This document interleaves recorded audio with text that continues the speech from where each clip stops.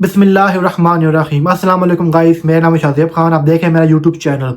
आज की वीडियो में बात करेंगे UK government new immigration policy बनाने जा रहा है, इम्प्लीमेंट करने जा रहा है। जो यूके में जो अपोजिशन पार्टी है उन्होंने सोल्यूशन प्रपोज किया है कि नेट माइग्रेशन को कैसे कम किया जाए।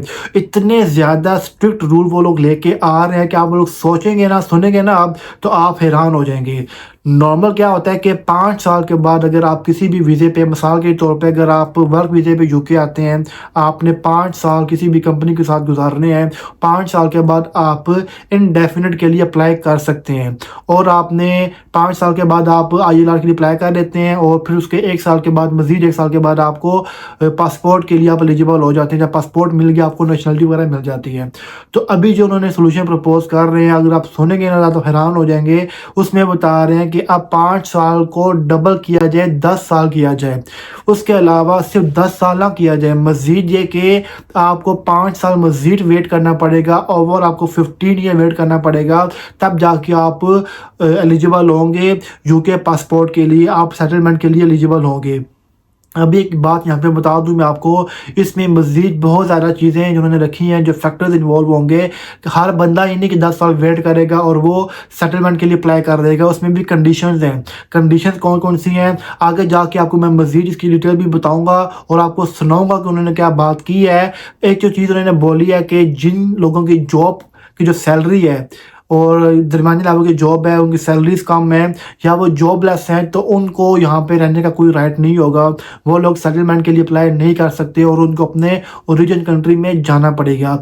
और इसके साथ साथ कह लें कि जो लोग जो लोग बेनिफिट्स ले रहे हैं या जो लोग सोशल हाउसिंग में रहते हैं, वो लोग 10 साल रहने के बावजूद भी इन 10 सालों में अगर उन्होंने बेनिफिट्स क्लेम किया या फिर सोशल हाउसिंग में उन्होंने रह यूज़ किया उसको, तो उसके बावजूद कि 10 साल उन्होंने यूके में रह लिए हैं, इसके बावजूद भी वो एलिजिबल नहीं होंगे। इस सारे प्रोसेस से वो लोग बाहर हो जाएंगे।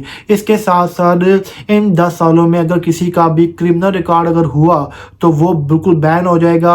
इस प्रोसेस से वो भी बिल्कुल बाहर हो जाएगा। तो 10 साल यूके में अच्छी सैलरी भी आपने जॉब करनी है। इसके अलावा आपकी जॉब भी अच्छी होनी चाहिए। आपकी सैलरी मैटर करती है। अगर आपकी सैलरी अच्छी है, आप यूके की इकॉनमी में कंट्रीब्यूट कर रहे हैं, 10 साल आपने गुजारने हैं, आपने कोई बेनिफिट्स क्लेम नहीं करने, आपने कोई जो सोशल हाउसिंग है वो यूज़ नहीं करना आपने, तब जाके आप सिर्फ और सिर्फ इनडेफिनिट के लिए आप एलिजिबल होंगे 10 साल के बाद। इनडेफिनिट मिलने के बाद आपको मज़ीद 5 साल वेट करना पड़ेगा और तब जाके आपको यूके का जो पासपोर्ट है वो मिलेगा। इतने ज़्यादा स्ट्रिक्ट ये रूल्स इम्प्लीमेंट करने जा रहे हैं ताकि जो नेट माइग्रेशन है उसको कम किया जाए। और जो सेटलमेंट है, आपको अभी का जो रूल पता है, मैंने पहले भी बताया था आपको कि जो 5 साल आप किसी भी वीज़े पे गुजारते हैं तो 5 साल के बाद आप अप्लाई कर सकते हैं आईएलआर के लिए, इंडेफिनिट के लिए। उसके बाद आपको मज़ीद 1 साल वेट करना पड़ेगा और आपको पासपोर्ट मिल जाता है। और 5 से 6 साल का टाइम देखें, आपको सेटलमेंट का ये टाइम है।